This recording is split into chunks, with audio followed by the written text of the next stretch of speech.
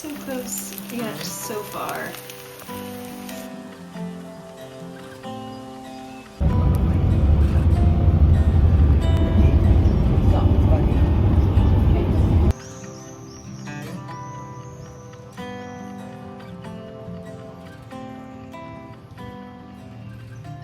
Hi guys, I'm on a little adventure today.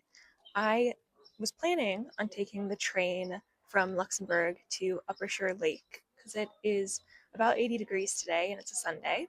But things didn't exactly go to plan. Basically, I was going to have to take the train from Luxembourg to Edelbrook, and then from Edelbrook, I would take the bus to Upper Shore Lake. But the train is not running from Luxembourg to Edelbrook, so I had to take a replacement bus. And since it's Sunday, there are very few buses running today. So I'm having a little bit of an unintentional hour break in Edelbrook. I have not eaten breakfast, so I just stopped in at Deleuze, which is one of the grocery stores here, and got some little bits for the picnic that I had already packed.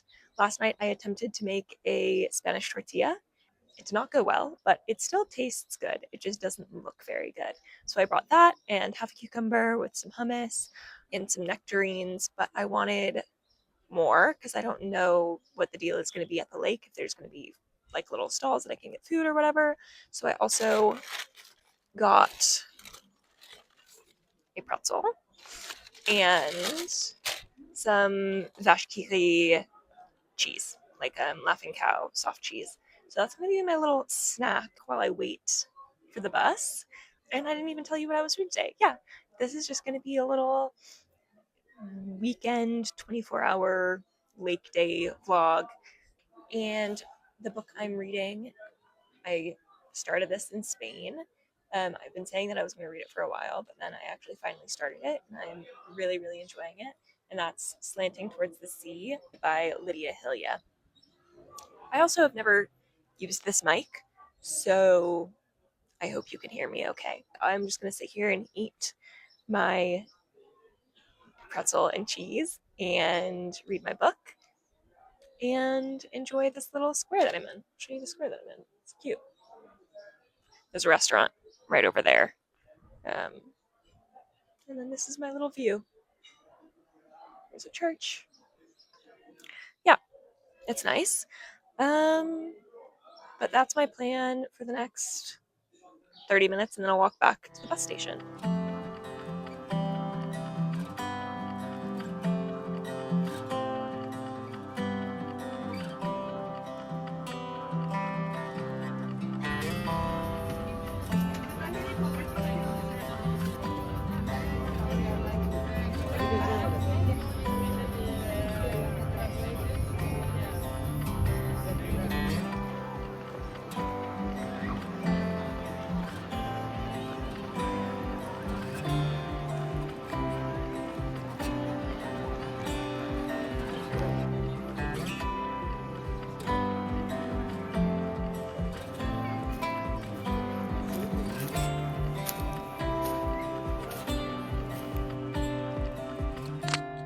Hi, I have finally made it to the lake. It took slightly longer than expected. It took like 3 hours. It should have been only like an hour and a half, but here we are. We're finally here, and the main public beach area is super crowded, and people are paddleboarding and grilling and barbecuing, and it's really cute. But I wanted to find somewhere a little more private, so I just walked 2 minutes down, and there are still people over here, but because the grass is longer, I made my own little dent in the grass and put my quick dry travel towel down. And now I can sit here and read and enjoy this view with all the boats. I'm not in like one of the main swimming areas, but I'm still gonna go swimming over here. I'm just gonna have to avoid some boats. But yeah, I'm excited to finally be here and get to lay in the sun and enjoy the water and read my book and eat my nectarine. That's my plan.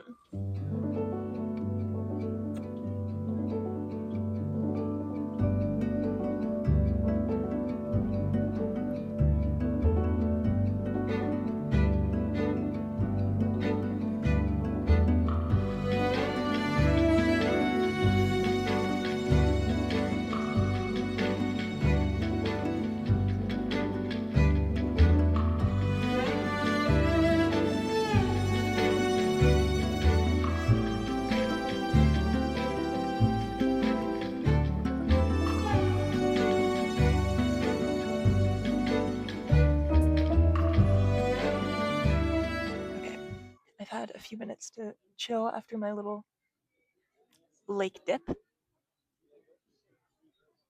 Sir.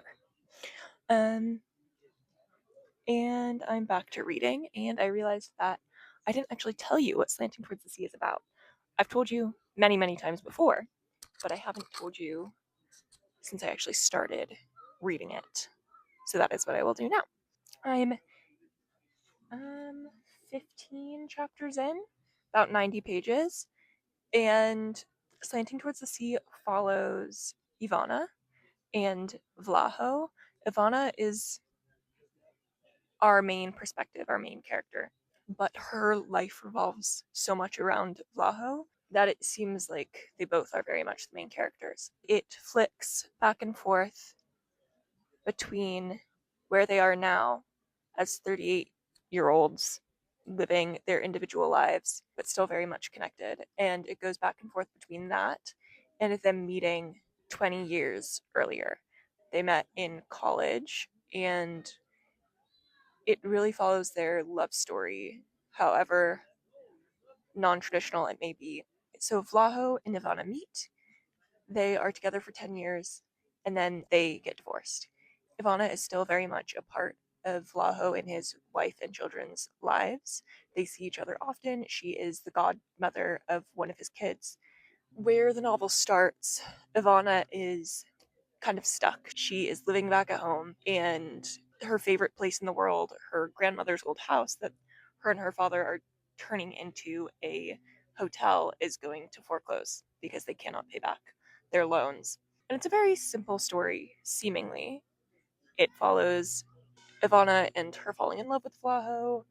I guess whatever happens to take them apart, there's some reason that her and one other person know that we, the readers, and also Vlaho do not know as to why she ended their marriage. And the synopsis says that someone else comes into her life and kind of churns up the balance in the relationship that she has with Vlaho and his family. Croatia itself is as much a character in this book as Vlaho and Ivana. When they first went to university, it was the early 2000s, and Croatia had just become independent. That political backdrop was what Ivana and Vlaho grew up with. It feels like a very slow, introspective novel, so I'm not going to speak more about the plot, the main conflicts, which are like kind of the mystery of how her and Vlaho fell apart and came back together, and then also the conflict of will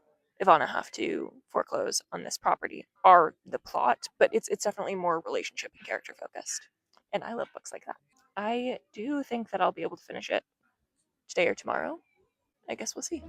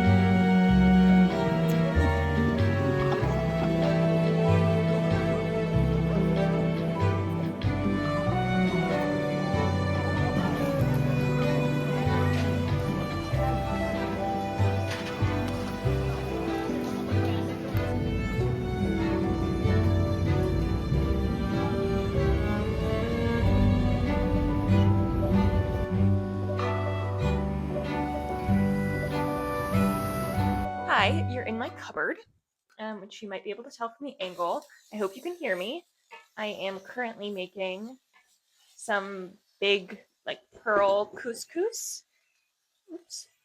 And I am making broccolini and also halloumi. This is very much like a just chuck it all in and hope it works meal because I'm hungry and there isn't much in the house.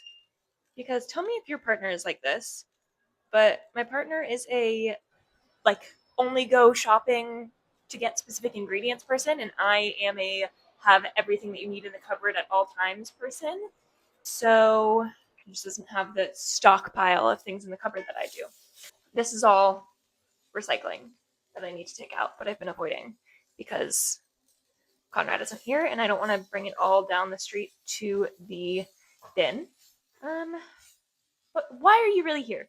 You're here because I have a little bit of a reading update. It's my broccolini. It's going over here.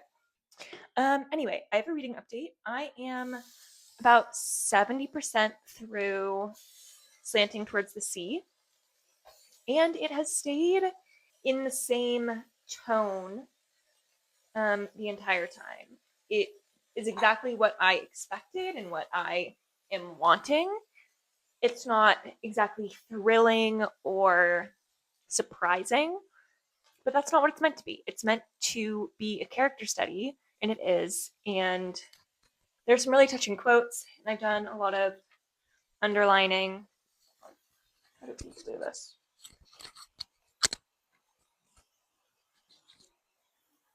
Okay, hopefully that's better. I've done a lot of underlining. Laverne is where I usually work my way out of these moods. When my chest gets too narrow for breathing, when I get so angry for wanting to say so much but failing to find the right words at the right time. It's like opening an overcrowded beehive in my chest, this feeling. The bees rushing out to roam free until all there's left is peace. And it's a really interesting way of looking at parenthood and the relationship between parents and kids. And yeah, oh no. My halloumi is sticking. That's okay. Okay, I'll get back to that once I flip these. Something else I discovered today, which is a bummer because I hate when medical professionals are correct. I get really lightheaded very easily. And I know part of that is that I'm anemic. I often have that, like, when you stand up and then you can't see for like 10 seconds and feel like you're going to pass out and then it goes. But I haven't had that for, I'd say, a few weeks. And then I had it today and I was like, what has changed? I haven't taken my iron in a few days. So unfortunately, I should be taking my iron. And probably you should too if you are anemic. Mm-hmm. Perfectly cooked. Also, my little drink. I think cherry Coke, especially zero sugar cherry Coke, is the most bisexual drink. And I will stand by that. And the reason I'm obsessed with it, I've just realized recently, is that I used to love mixing the cola and cherry flavors of Slurpees at 7-Eleven, and that's what this tastes like. Back to Slanting Towards the Sea. I'm really enjoying it. I'm not even in frame. I do feel like it's going to be probably a 4, not a 5. I just feel like for 5-star books, a lot of the times I have to kind of take a breath when I'm reading them and take a break. And so I've been really immersed in this all day. I've read about 200 pages today, but I haven't had to put the book down and like take a breath. And that is usually what happens. So, but right now I'm going to eat. I'm going to sit out on this little balcony. And I'll probably read as well. Although I was watching Kayla's latest video, where she is cheesy. Okay, that's fine. Where she's reading people's books that made her laugh. So I might finish that and then read, because I have a hard time reading and eating at the same time when I'm very enthralled in the book that I'm reading, because I forget to do one or the other. Golden hour.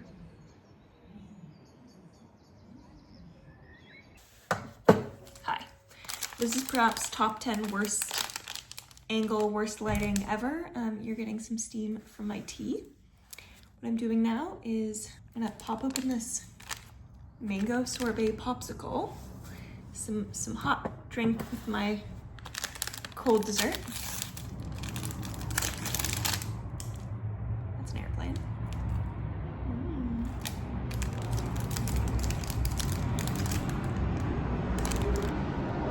This is really good.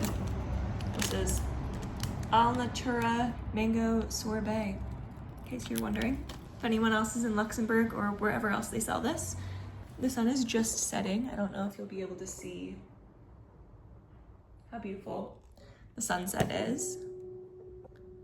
I'm in our little weird reading chair, and now I'm back to reading. for the rest of the night. It's probably like 9:30. Yeah.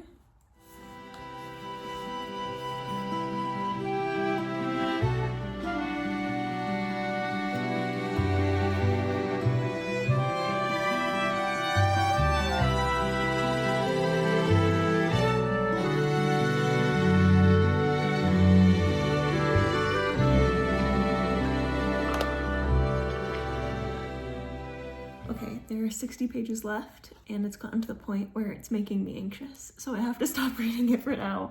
I have to switch to something else. I'm on chapter 52, page 304, and this is just the point in the book where everything starts bubbling up, and I can feel it bubbling in me, and I need to let it settle a little bit. Yeah. I'm afraid that this book will make me cry. I'm afraid that this book will affect my emotions for the next few days, which is good but bad.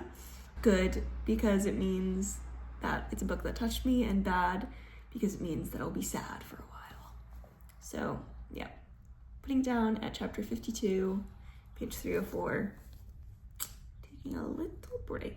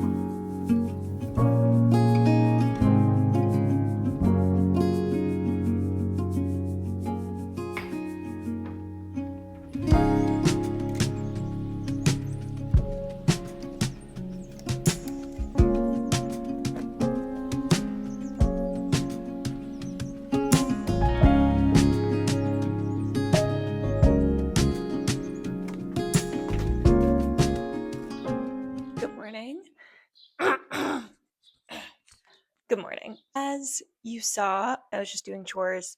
I worked for a little bit, and then I remembered that in the US it's Memorial Day, so I don't actually know if my team is working today. My job is US based right now. I guess I didn't really give an update. I finally got a job. I had been job hunting for a year and a half. I've been editing this literary magazine, which I really enjoy, but it is unpaid, which obviously is a little unsustainable. And the travel company that I work for over the summer needed someone to do like logistics and communication stuff for them. So I've been doing that. It's obviously a seasonal company. So I'm only contracted until August, but I've had a pretty much full time job for the last 4 months, which is also why I've been posting less. I haven't had time to read or do much because I'm still editing for that magazine and um, working full time. I'm really grateful to have any job at all. But yeah, anyway, back to what I was saying. I started working this morning because usually when I'm in Europe in the mornings, I basically just do stuff that I don't need input for.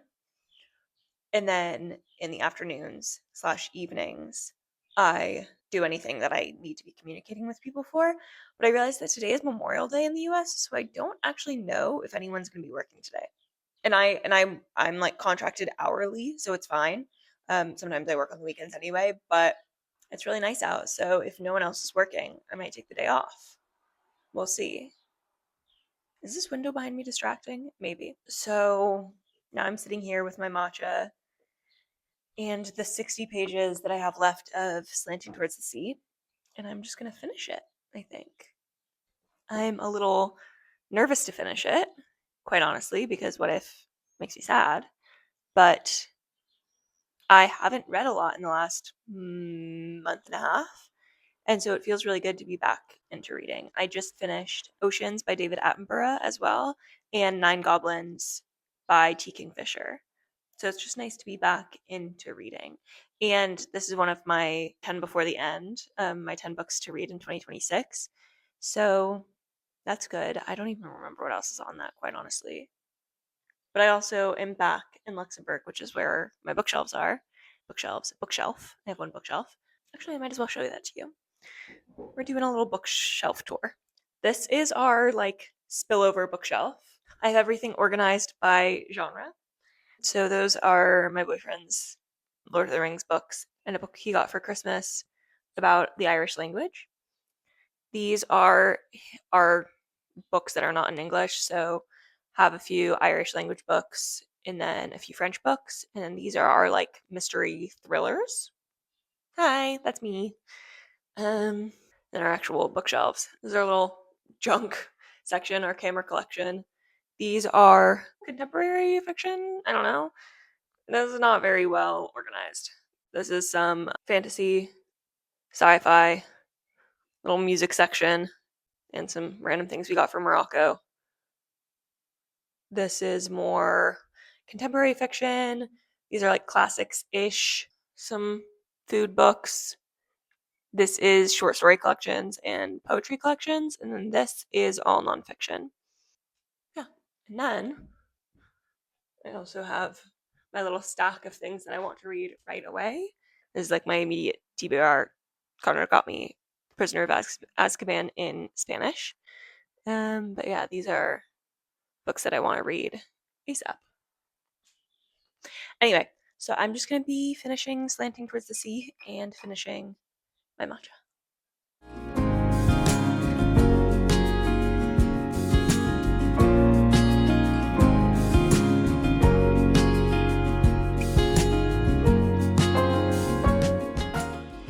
I'm avoiding reading fast because it's making me anxious.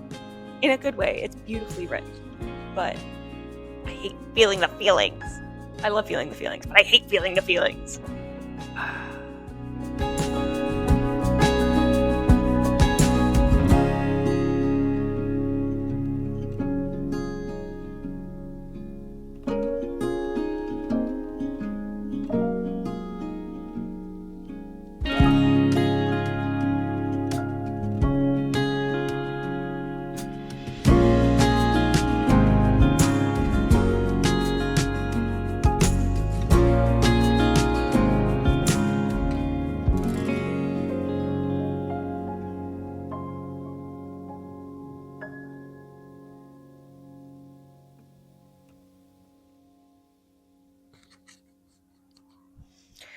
Oh, I was right. It did make me emotional.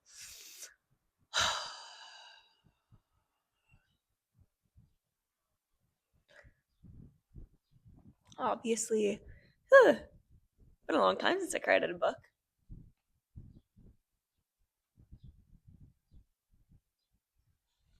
Okay.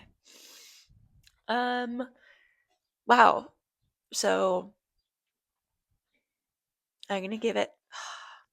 I'm gonna give it 5 stars. I think it deserves it, and I think Lidija Hilje deserves it as a debut and a novel written in her second language. That's really incredible. This book explores so many different types of love, and therefore so many different types of heartbreak and so many different types of loneliness.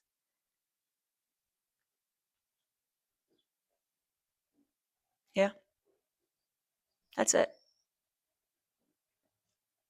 It's just a really beautifully written, beautifully explored, unexpected in certain ways.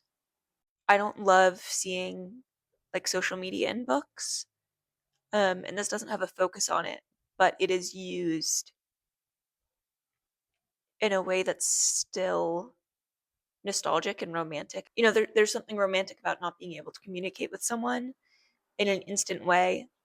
And I think that's why a lot of authors are drawn towards setting their books in the late 90s or early 2000s, because it was before we had this access to information in that way. But since this is covering from like the 90s up to present day, it does talk about specifically Instagram.